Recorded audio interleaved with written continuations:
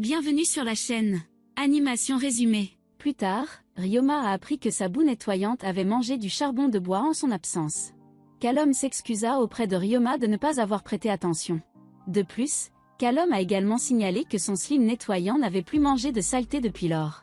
Ryoma n'était pas en colère contre Calom. Il a ensuite dit qu'il était reconnaissant, car il surveillait la boue de si près. C'est ainsi que Calom a appris que les slimes évoluaient grâce à une nouvelle nutrition. Calom voulait tout noter sur sa bave nettoyante qu'il avait mangée. Le lendemain soir, Ryoma écrivit une lettre à Eliaria. Elle a été surprise que son slime nettoyant ait mangé du charbon de bois, et elle lui a dit de lui en dire plus sur la nouvelle capacité si son slime évoluait. Il lui a également souhaité beaucoup de plaisir à explorer le marché des objets magiques. Le lendemain, Ryoma a dit à Calom qu'il retournait dans sa vie natale pour un moment.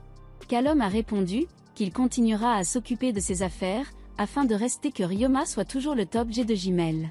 Puis Calom a appris que la vie natale de Ryoma est la grande forêt de crânes.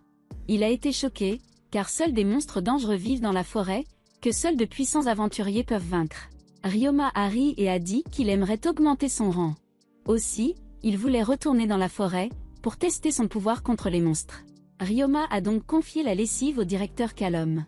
Dans l'après-midi, Ryoma a visité la guilde, et Maylen était heureuse de voir Ryoma. Ryoma lui a alors demandé conseil, mais un nouvel employé a eu des problèmes. Maylen est immédiatement allée aider la nouvelle employée, car elle était dépassée par la situation. Alors elle a envoyé les gars faire leur quête. Puis Maylen a voulu présenter Ryoma au nouvel employé. C'est ainsi que Ryoma a découvert que Palma était nouveau à la guilde, et il était heureux de rencontrer Palma.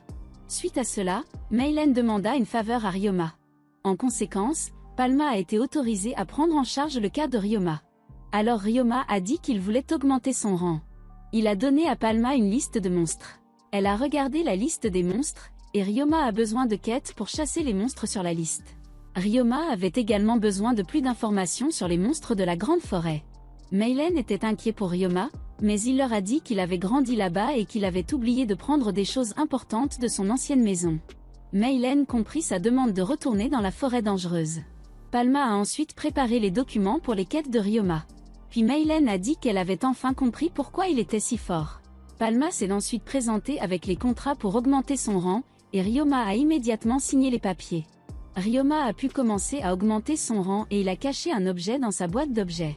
Maylen était heureux pour Ryoma qu'il ait maintenant signé tous les contrats. Après cela, Maylen a montré à Ryoma des quêtes pour augmenter rapidement son rang.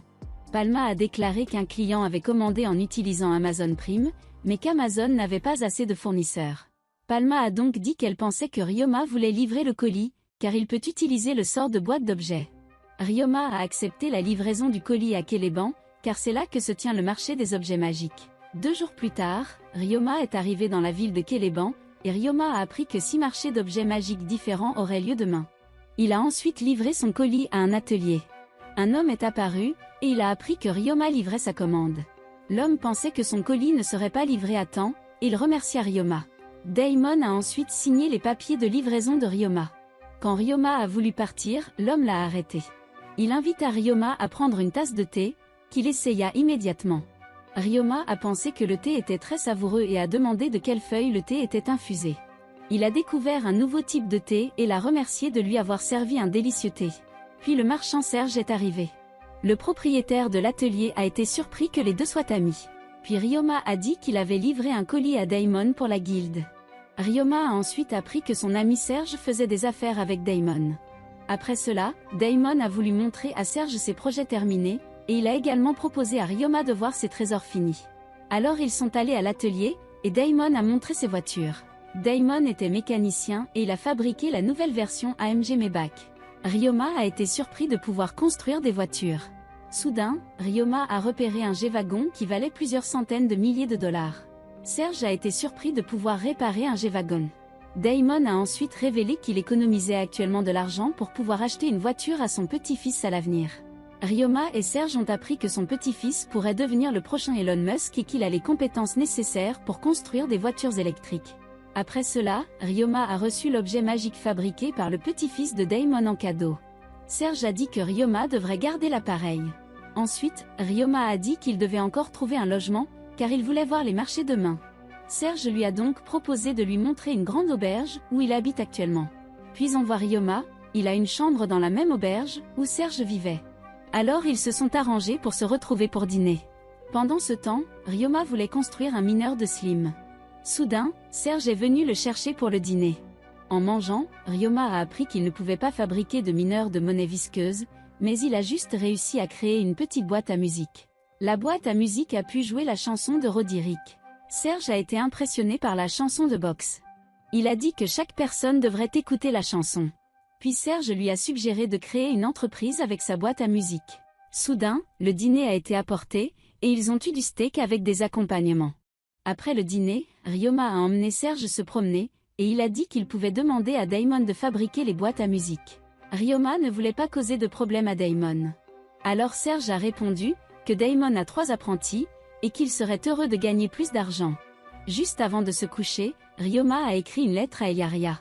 Il a dit qu'il avait fabriqué une boîte à musique et qu'il ouvrirait une nouvelle entreprise.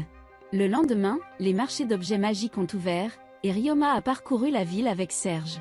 Ils ont ensuite rendu visite à Daimon ensemble. Il a présenté ses nouvelles roues chaudes et ses composants de moteur. Puis le petit-fils de Daimon a voulu rencontrer Ryoma. Ryoma a rencontré le petit Elon, et il voulait jouer avec Ryoma. Ryoma a ensuite joué avec lui, quand ils ont joué un match. Il a remarqué que le petit Elon s'ennuyait, car il n'avait pas beaucoup de jouets. Ryoma voulait lui fabriquer un jouet et il a demandé la permission d'utiliser le seau. Suivi, Ryoma a obtenu des matériaux de sa boîte d'objets, et il lui a construit un stade Beyblade. Pendant ce temps, Serge a montré à Daimon la nouvelle invention de Ryoma. Il était prêt à produire en masse la boîte à musique pour Ryoma. Puis on voit Ryoma, il a montré à Elon comment faire tourner les Beyblades. Elon ne pouvait pas faire tourner la Beyblade. Alors Daimon a montré ses talents de Beyblade, et il a dit « laisse-le déchirer ». Ryoma a été impressionné, et Daimon a dit qu'il était un grand fan de Beyblade. Ryoma a donc décidé de lui offrir, à lui et à son petit-fils, le stade Beyblade en cadeau. Tout le monde était content et Ryoma a informé Eliaria de ce qui se passait sur les marchés des objets magiques. Quelques jours plus tard, il est revenu à Jimel, et il était heureux de voir ses slims. Ryoma voulait aller dormir, mais sa boue nettoyante s'est transformée en boue déodorante. Ryoma regarda les nouvelles capacités, et sa nouvelle bave pouvait absorber des odeurs dégoûtantes. Le lendemain, Ryoma a parlé de son slim nouvellement évolué, et son slim déodorant faisait du jus qui pouvait absorber les odeurs dégoûtantes. Il avait l'intention d'utiliser les sacs dans sa lessive. Plus tard, Ryoma était dans la mine de Jimel et il produisait de la nourriture pour ses boues. Ces boues de métal et de fer ont ensuite joué les unes avec les autres. Soudain, une boue de fer est apparue et Ryoma a eu une excellente idée. Il transforma sa bave en épée. Il a donc testé l'utilité de sa bave, et Ryoma a réussi à créer une épée tranchante. Le lendemain à la lessive, Calom a dit qu'il devrait dormir davantage et faire une pause lorsqu'il expérimente ses slims.